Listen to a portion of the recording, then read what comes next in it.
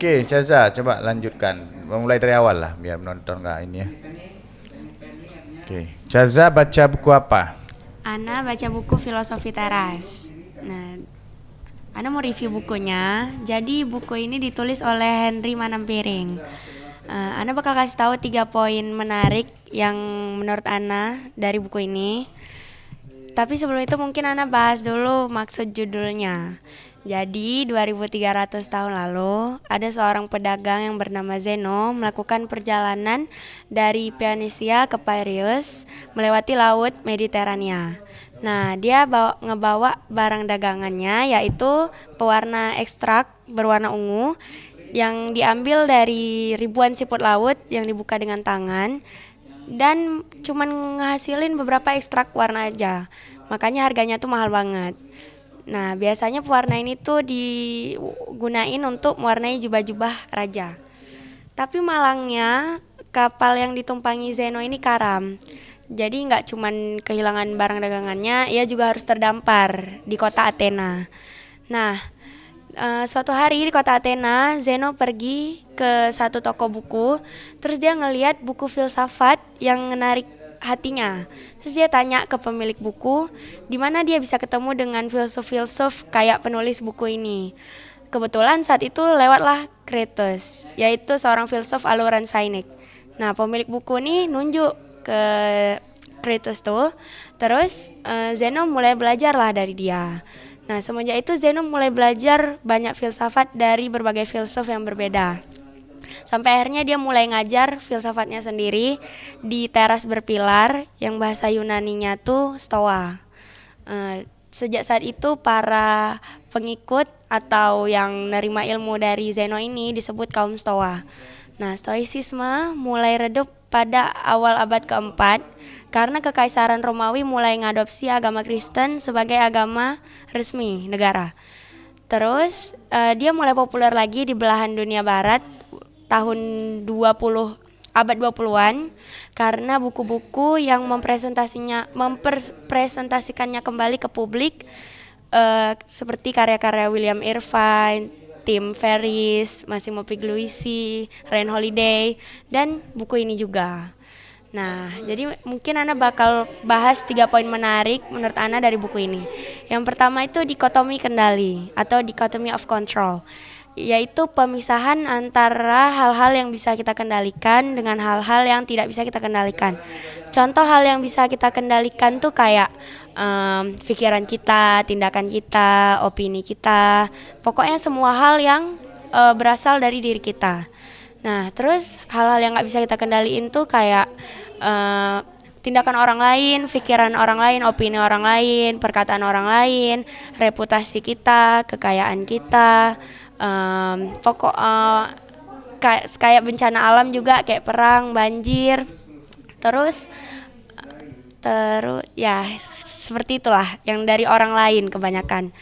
Nah, salah satu filsuf yaitu Epictetus mengatakan something are up to us and something are not up to us. Jadi kalau kita terlalu terobsesi sama hal-hal yang di luar kendali kita, ya bisa dipastiin kita bakal sering kecewa. Nah, jadi stoicisme ini mendefinisikan kesenangan atau kenikmatan peace of mind, ketenangan batin itu berbeda dengan kenikmatan yang kita dapatkan dari hal-hal eksternal kayak kekayaan, reputasi, makan, minum kayak gitu. Nah, terus yang kedua mengendalikan persepsi dan interpretasi. Nah, jadi filosofi teras ini membedakan antara apa yang diterima oleh indera kita atau pendengaran kita, penglihatan, yaitu impression, dengan interpretasi atau makna yang kita berikan terhadap apa yang kita dengar atau lihat tersebut, representation. Nah, seringkali kita gagal memisahkan kedua hal tersebut. Sejatinya suatu kejadian atau peristiwa itu bersifat netral. Positif atau negatifnya suatu peristiwa itu tergantung terhadap interpretasi atau makna yang kita berikan terhadap peristiwa tersebut. Nah, contohnya kayak Batak Medan ketemu sama Jawa Solo. Nah, terus secara budaya Batak Medan ini sering dianggap berbicaranya tuh keras. Sedangkan waktu Jawa Solo ini memberikan makna atau menginterpretasi bahwa si Batak Medan ini orangnya kasar dan pemarah. Padahal sejatinya kedua hal itu berbeda. Berbicara keras adalah apa yang diterima oleh indera kita. Sedangkan kasar dan pemarah itu adalah interpretasi atau makna yang sudah ada penilaian subjektif di dalamnya. Nah, di dalam buku ini ada satu teknik, yaitu teknik STAR, karena mungkin kita nggak bisa ya setiap detik berpikir realis. Jadi itu ada teknik STAR namanya, stop, thinking, access, sama respon. Nah, stop itu kalau kita lagi udah ngerasain ada emosi negatif yang ada di pikiran kita, itu pertama kita stop dulu. Terus kita think, ini bisa kita kendalin atau enggak nih kejadiannya, kayak gitu. Kalau misalnya bisa, ya udah kita alihkan energi untuk cari solusi. Kalau misalnya enggak, ya udah kita jangan kesel, jangan marah-marah. Mending kita tenangin diri aja gitu. Ya udah, itu kita nilai access itu nilai, terus baru kita respon. Nah, terus yang terakhir, the problem with positive thinking. Jadi mungkin kita sering galau atau sedih akan suatu hal, terus motivasi atau kata-kata orang untuk nyemangatin kita tuh kayak, kamu jangan negative thinking mulu dong, positive thinking aja, kayak gitu. Tapi perkembangan ilmu terakhir psikolog itu mengatakan bahwa adanya masalah dalam berpikir positif. Nah, dalam suatu percobaan, orang yang berpikir positif dalam meraih tujuannya itu seringkali hasilnya lebih buruk daripada orang yang tidak berpikir positif. Karena berpikir positif itu dapat menyebabkan depresi atau sedih saat gagal, karena kita sudah membayangkan hal itu akan terjadi gitu. Tapi orang yang berpikir realis juga nggak menghasilkan hasil yang lebih baik juga. Jadi ada satu artikel yang mengatakan untuk menggabungkan antara positive thinking, yaitu merasa kita akan atau pasti akan mencapai tujuan kita, dan negative thinking, yaitu memikirkan hambatan-hambatan yang akan kita temui saat kita meraih tujuan kita. Nah, pikiran ini mental ini lebih kuat daripada cuman berpikir positif aja atau negatif aja. Mungkin itu aja yang Ana bisa bahas dari buku ini. Sebenarnya banyak hal-hal menarik sih di buku ini. Dah, itu aja dari Ana.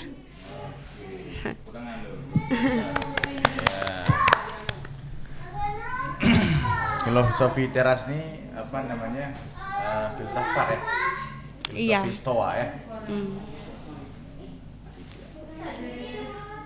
Jadi sangat cocok untuk keadaan generasi milenial atau Gen Z ini ya. Ya, Jaza ya. Betul? Iya, Sa. Kita nggak boleh terlalu memikirkan hal-hal yang belum terjadi ke depannya. Ya. Nah, positive thinking aja. Biarkan dia berjalan selaras dengan alam atau dengan kehendak penciptanya. Betul? Betul, Sa. Iya kan? Betul itu kan? Iya. Jadi Selaras dengan alam. iya, salah satu kenapa kita kadang tidak melakukan sesuatu itu, tidak action ya, karena terlalu banyak pikiran negatif, terlalu overthinking. Ya kan? Terlalu overthinking. Betul? Iya, Sa. Jadi dalam buku itu dibilang jangan terlalu overthinking ya. Hal-hal yang negatif khususnya. Betul? Ya kan? Tapi di buku ini dikatain sih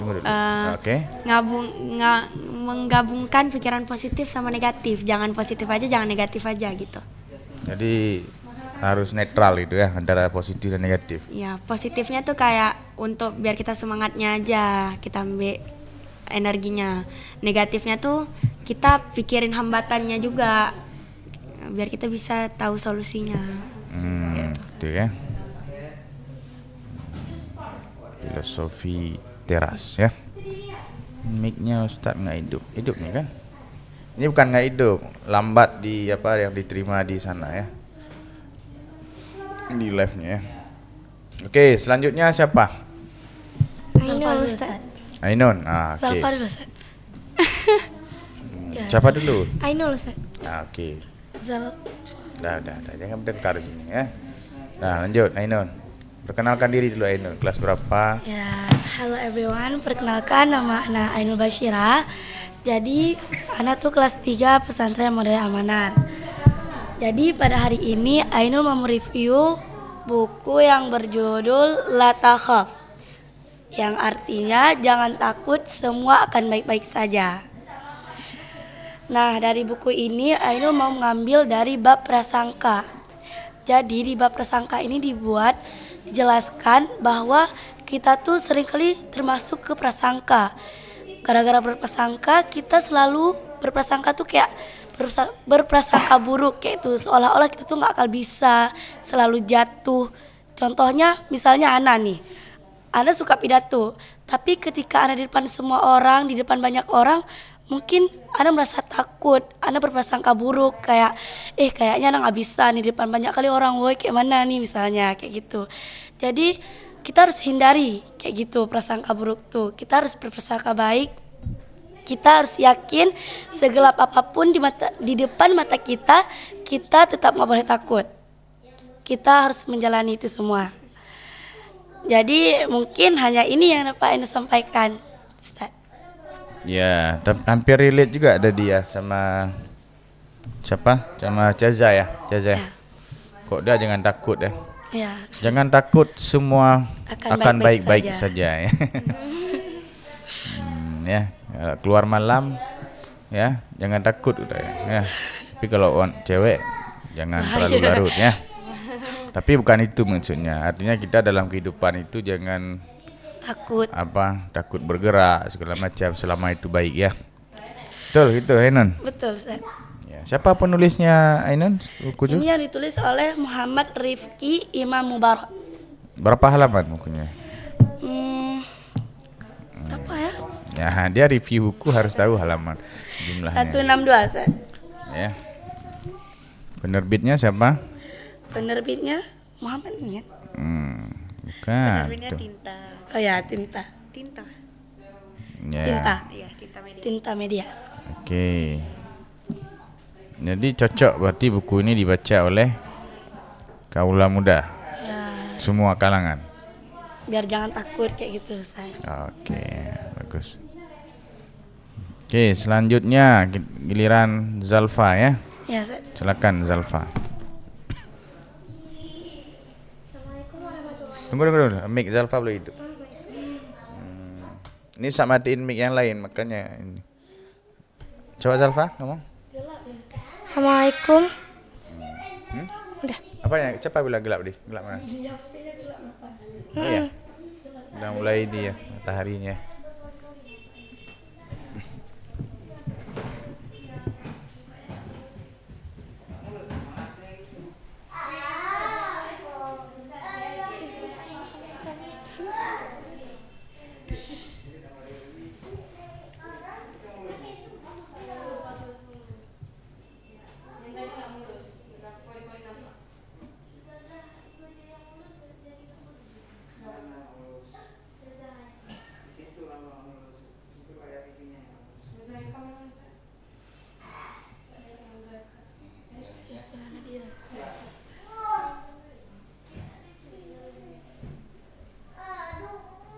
Gelap ya. Coba Zalfa ngomong, saya mendengar suaranya hidup. Assalamualaikum warahmatullahi wabarakatuh. Zalfa lihat kamera ya. Nah, mic-nya agak dimerengin biar searah. Itu dia. Oke, silakan Zalfa. Perkenalkan diri dulu, nama, kelas berapa, tinggal di mana boleh. Assalamualaikum warahmatullahi wabarakatuh semuanya. Perkenalkan, nama Ana Zalfa Qadisa. Ana dari kelas 3. Jadi hari ini Ana mau nge-review buku dengan judul Bida Alpa Muslimah. Nah guys, ada yang tahu nggak sih apa itu Alpa Muslimah? Alpa Muslimah itu adalah sosok perempuan yang inspiratif dan bisa menjadi figur bagi perempuan lainnya. Dan mereka juga yang strong, ulet, dan pantang menyerah. Mereka yang berani menghadapi rintangan dan bisa memproses diri mereka menjadi pribadi yang karismatik. Nah, how to be the alpha muslimah? Bagaimana sih cara kita menjadi alpha muslimah? berani menghadapi rintangan yang dihadapi, tidak mundur ketika gagal, tidak menyerah walau belum berhasil. Ya, terus kita tuh harus Kasih respon ke Zalfa. ya tidak mundur ketika gagal, tidak menyerah walau belum berhasil. Itu yang dinamakan perempuan yang kuat, yang strong gitu. Terus di buku ini juga diceritakan tentang kayak apa sih self criticism dan self support. Nah, self criticism itu adalah seperti merendahkan diri kita itu loh. Kayak misalnya nih, kenapa sih muka anak kusem banget? Kenapa sih anak kalah dalam bidang ini? Orang lain kenapa menang sedangkan anak kalah? Apa anak bodoh? Nah, itu self criticism. Jangan tumbuhkan di dalam diri kalian self criticism ya, guys. Terus ada juga self support. Apa itu self support? Self support itu adalah mendukung diri kita agar lebih bersyukur, atau mendukung diri kita supaya kita tuh tidak merendahkan diri kita. Seperti misalnya tadi kan kenapa ya muka anak kusam. Nah, kalau self support itu kayak mensupport diri kita. Alhamdulillah Allah telah memberikan wajah yang cantik, pendengaran yang bagus, bisa bernafas, bisa melihat. Itu self support. Nah, misalnya tentang kalah dalam suatu bidang tadi nih. Nah, kalau self support itu mensupport diri kita lagi. Misalnya kayak nggak apa-apa, kali ini Zalfa nggak menang, nanti suatu hari nanti Zalfa bakal jadi pemenang gitu. Itu namanya self support. Jadi tumbuhkan dalam diri kalian self support ya. Jangan tumbuhkan dalam diri kalian tuh self criticism, kan tidak bagus guys ya. Nah, terus tentang menjaga aurat nih. The Alpha Muslimah ini maksudnya tuh kayak perempuan di zaman sekarang. Perempuan zaman sekarang tuh tidak memikirkan menutup aurat, atau tidak memikirkan mereka pakai baju ketat atau tidak, pakai baju terawang atau tidak memikirkan gen alpha sekarang. Makanya di sini dijelaskan kita tuh mahkota kita adalah menutup aurat, karena aurat kita seperti mahkota gitu. Jadi kita sebagai wanita harus menjaga diri kita dan harus menutup aurat. Karena sangat berharga. Cewek itu di zaman Nabi dulu sangat direndahkan, tapi karena Nabi Muhammad sudah berdakwah, sudah bilang untuk zaman sekarang ya terjaga. Jadi kita harus jaga diri kita supaya kita itu tetap menutup aurat. Seperti misalnya nih, kayak ada perbedaan permen yang masih terbuka, yang masih ada bungkusannya, dan yang sudah terbuka. Kalian pasti milihnya yang masih tertutup kan, yang masih terbungkus. Kenapa? Karena tidak berkuman, belum disentuh sama orang. Nah, begitu juga dengan wanita. Wanita pasti kalian lebih nyaman lihat orang yang memakai jilbab panjang, memakai gamis, daripada yang membuka aurat, membungkus tubuh kayak gitu, kayak pakai celana jeans. Pasti kalian lebih nyaman yang pakai gamis kan. Nah, begitulah perbedaan seperti tadi, kayak permen yang terbungkus dan tidak terbungkus. Kalian pasti lebih ambil permen yang terbungkus kan, karena itulah tadi. Seperti itulah wanita.